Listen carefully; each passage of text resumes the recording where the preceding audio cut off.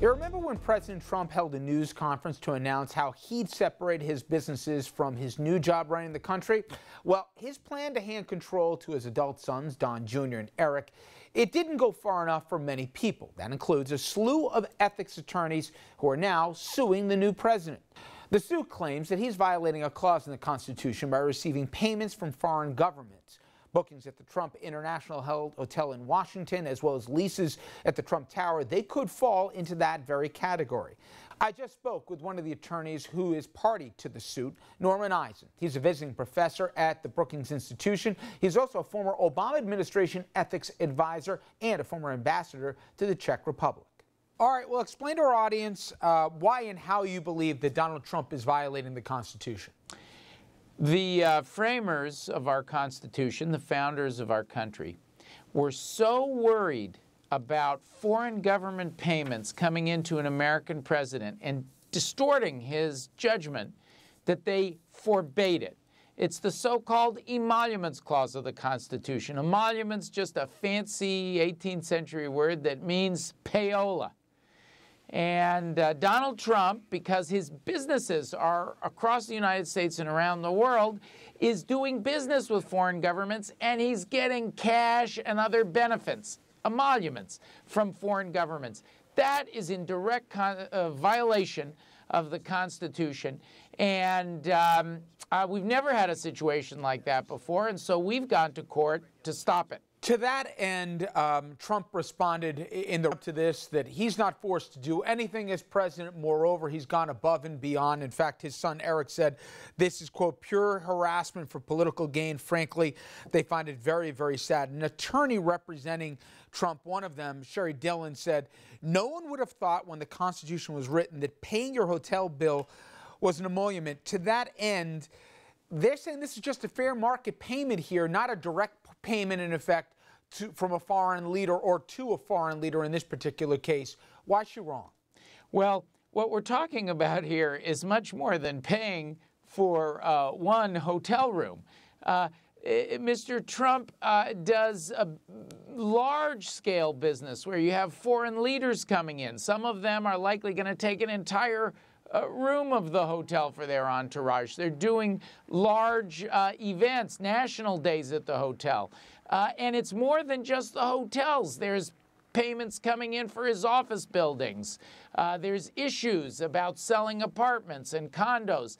He has loans in the hundreds of millions of dollars from foreign governments. So these are potentially very large amounts of money that can have a very distorting effect. As we think about this case, emoluments come into Mr. Trump's pockets and jobs go out of the United States. How is he going to be trusted to negotiate trade deals with countries that are providing him with these large emoluments? So we think it is a violation of the Constitution and exactly what the framers were worried about.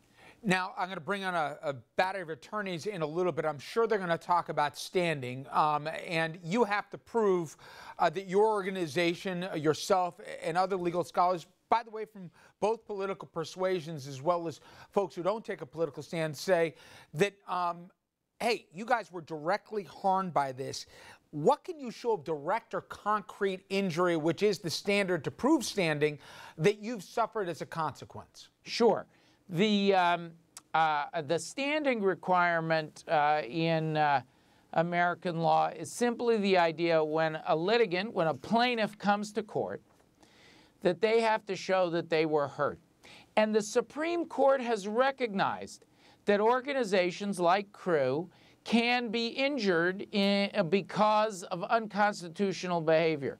In the Havens Realty decision, you had an organization that had a mission. In that case, it was a community development mission.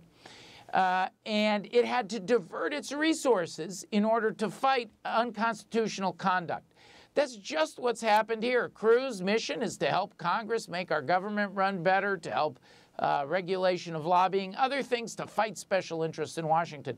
Instead, Crew is having to combat this naked blatant violation of the Constitution. That is injury under Havens Realty, and that confers standing, especially in the Second Circuit, the federal court district that includes appellate district, that includes New York, where we've filed. It has some of the strongest case law in this area in the country, allowing us to bring suit.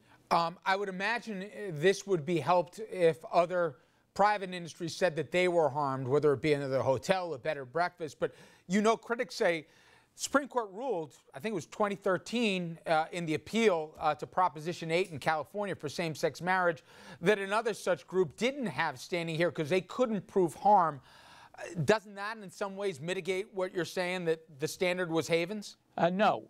Crew has a different situation in which we can document that the core mission of Crew, which has gone on for many, many years, of dealing with integrity issues in Congress, working to make our government function better, that we've had to redirect our resources to deal with Donald Trump's unconstitutional conduct. Think about it. If we don't have a standing doctrine that allows these kinds of issues to be presented, Donald Trump is going to be able to be in flagrant violation of the Constitution without the judicial branch being activated to do something about it. Let's say you get standing, Ambassador. At that point, can you get your hands on his tax returns?